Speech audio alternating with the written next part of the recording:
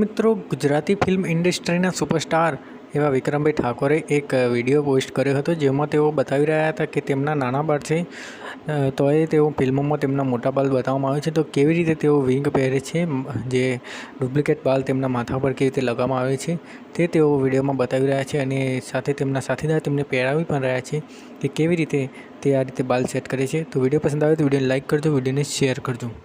મારી વીગ બતાવું તમને, જે પિક્ચરમાં હું યુઝ કરું છું. જો આ વીગ છે, એકવાર પહેરાઈ જોઈ લે આપણા આશિકોને ચાર ખબર પડે કેવી રીતે પહેરાવાની હોય. પછી કાઢી નાખી, ખાલી એમને પહેરાય દીના આવી જા. બધા મારા મિત્રો છે,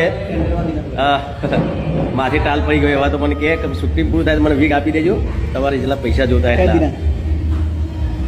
હા, તો આ રીતે વીગ પહેરાય. થોડી તો ખાલી રફી હતા પહેરાવું તમને લોકો બતાવવા માટે, કારણ કે વીગ પહેરતા હોઈએ છીએ લોકો. હા, જો